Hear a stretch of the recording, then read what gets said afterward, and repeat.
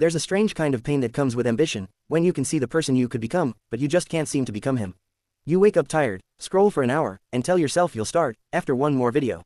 You dream about success, but you're paralyzed by comfort. And deep down, you know it's not because you're lazy. It's because you've gotten used to easy. This is the story of a guy named Ethan, 26 years old, smart, creative, ambitious, and completely stuck. If you've ever felt that gap between your dreams and your reality, this story is for you. Part 1, The Comfort Trap. Background. Quiet city noise, maybe faint lo-fi music. Ethan lives alone in a small apartment just outside Austin, Texas. He works remotely for a marketing company. On paper, he's doing fine. He pays rent, orders DoorDash, plays Xbox with friends, and scrolls TikTok before bed. But lately, every time he opens Instagram and sees someone his age traveling, building a brand, or launching a business, something inside him twists. He tells himself, I could do that, if I really tried. But he doesn't try, he just adds another tab to his someday list. He's ambitious, but lazy. And that's a dangerous combination, because it keeps you comfortable enough to stay the same, but aware enough to hate it. Part 2, The Inner Struggle. Ethan's morning starts the same way every day. Alarm at 7:30, snooze, snooze again. He scrolls through YouTube shorts about millionaires, motivation, productivity hacks, all while lying in bed. By the time he actually gets up, it's 9 a.m. He feels guilty, so he opens his laptop and tells himself he's going to be productive today. Then he checks Slack, one message, he responds. Then, he opens another tab. YouTube, Reddit, news. Hours pass. At 3 p.m., he realizes he's done maybe 30 minutes of real work. He opens his notes app and types, tomorrow, I'll finally change. He's written that same line 47 times. Pause. The truth is, Ethan doesn't hate work. He hates starting, because starting reminds him how much effort it takes to be the person he wants to be. And that's the silent trap so many ambitious people fall into. They mistake thinking about change for making change. Part 3, The Breaking Point. One night, Ethan's sitting at his desk, watching a YouTube video called, How I Changed My Life in 30 Days.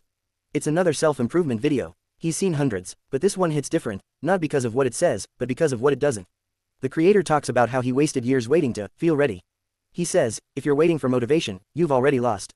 Ethan pauses the video. He looks around his room, half-empty energy drink cans, Amazon boxes, a dusty dumbbell in the corner.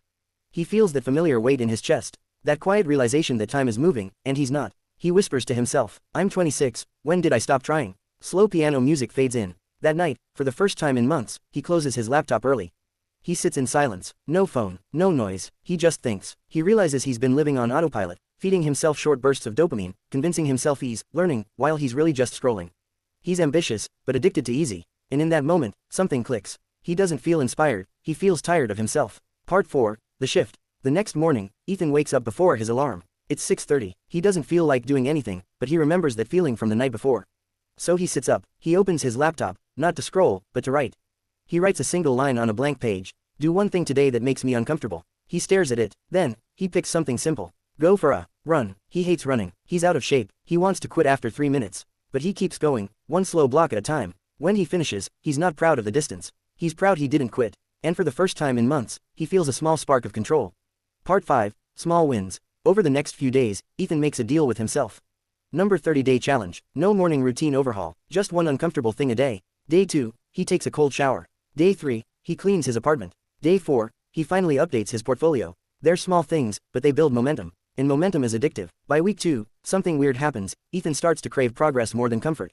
He still feels lazy sometimes, but now he knows how to move anyway. He realizes laziness isn't about doing nothing, it's about choosing the easy path over the meaningful one.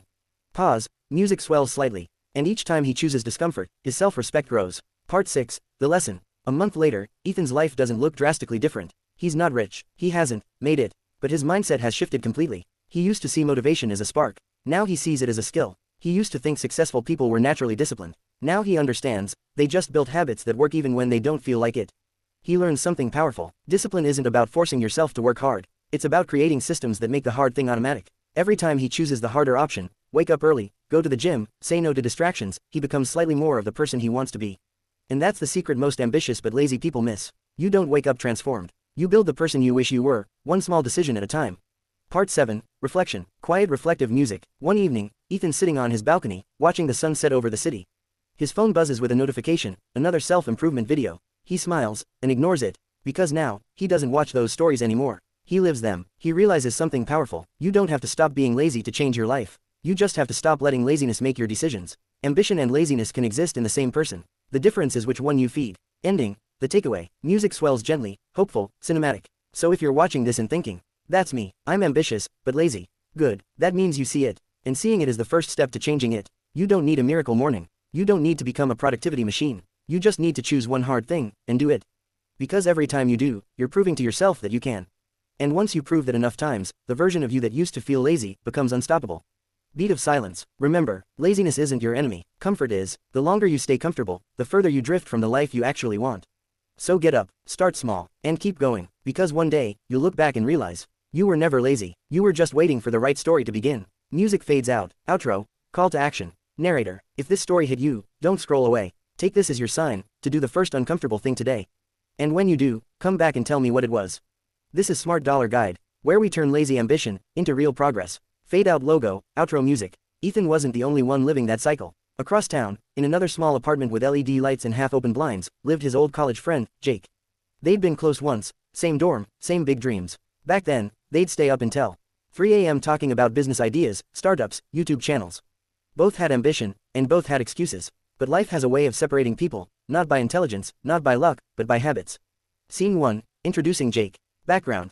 Light hum of a gaming PC, soda can opening, faint TikTok audio in the distance. Jake's 27 now, he works customer support for a software company. It's not a bad job, easy hours, remote work, good pay. But his real dream, to start something of his own. He still talks about it sometimes. Bro, I've got so many ideas. Just waiting for the right time. Except that, right time, never comes. He wakes up late, logs into work half asleep, and spends most of the day in front of 2 screens, one for his job, one for distraction. YouTube on one, Slack on the other. He keeps telling himself he's researching success stories. But the truth, he's living inside them, as a spectator. Scene 2, 2 paths diverge. One evening, Ethan texts Jake. Yo, wanna hit the gym tonight? Jake laughs. Bro, the gym, since when? Ethan replies, just trying to get out of my comfort zone, man. Jake doesn't respond for 10 minutes. He's mid-game, focused on a ranked match that feels more urgent than his life goals. Later, he sends a lazy thumbs up emoji. He doesn't go, Ethan does, and in that one small decision, their paths start to split. Scene 3, the parallel lives. Over the next few months, Ethan slowly keeps building, not dramatically, just consistently. He's still working his job, but now he wakes up earlier.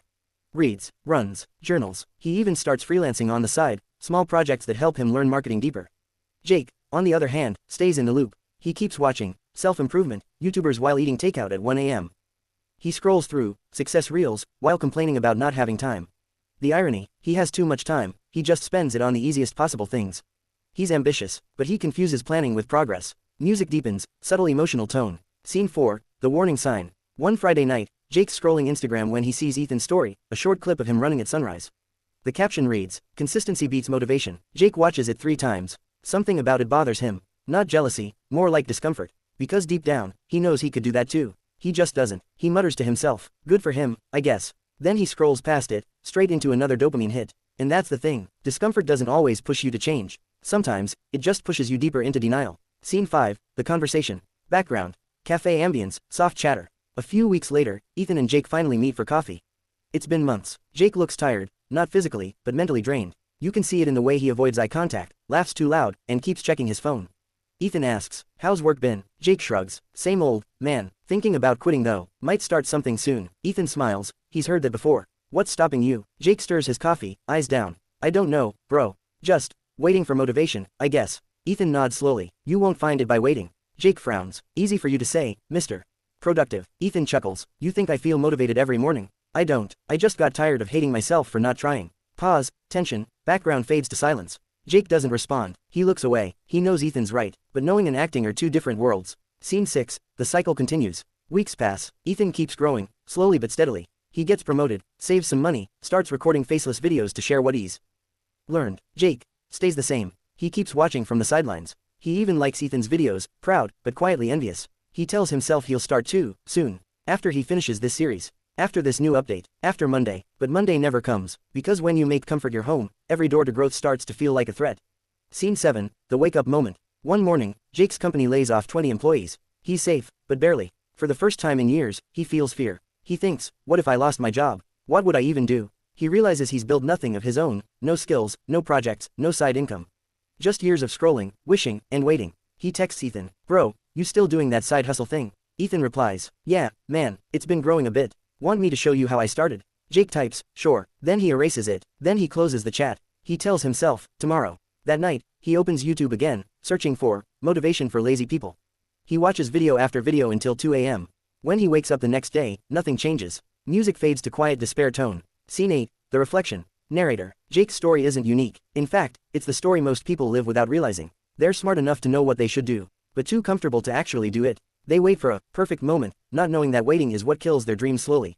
Ethan's and Jake's lives started from the same point. Same ambition, same comfort. The only difference, Ethan got tired of his own excuses. Jake got comfortable with his. Scene 9, the parable. Soft piano builds again. Imagine two men standing in front of a locked door. Both have the same key. One turns it, and steps into a new life. The other keeps holding the key, staring at the door, waiting for it to open itself. That's the difference between ambition and action. Most people hold the key their entire lives, never realizing it only works if you use it. Ending, the final message. Music rises, hopeful, cinematic tone. So maybe you're like Jake right now, watching other people move, telling yourself you'll start soon. But remember this, you don't run out of ambition, you run out of chances. Every year you wait, the comfort grows stronger, and the courage grows weaker. Ethan didn't become successful overnight. He just stopped waiting for the perfect time, and started working with what he had. You can do the same. It won't feel exciting, it won't feel easy, but it will feel real. And that's where the change begins, not in motivation, not in hype, but in that quiet, stubborn decision to start today. Beat of silence, because if you don't, life will make the choice for you. And by the time you realize it, your comfort zone will have turned into your cage. Music fades out softly. Outro, SMARTDOLLAR Guide. Narrator. This is Smart Dollar Guide, where we tell stories about people who could change, and the ones who don't. Because sometimes, the most powerful lessons come from the paths we didn't take. By late summer, Ethan's life looked steady. Not flashy, not perfect, but steady. He had routines now, mornings that started with purpose instead of panic. He was running, reading, sleeping better. And yet, something inside him felt unfinished. He had climbed out of laziness, but he hadn't yet climbed into meaning. Every night, he'd stare at the same glowing screen, working for a company that didn't feel like his own. He wasn't ungrateful, but he wasn't alive either. That's when the idea first appeared, quiet, but persistent. A thought that whispered, what if I built something of my own? With that said, thanks for watching and until next time.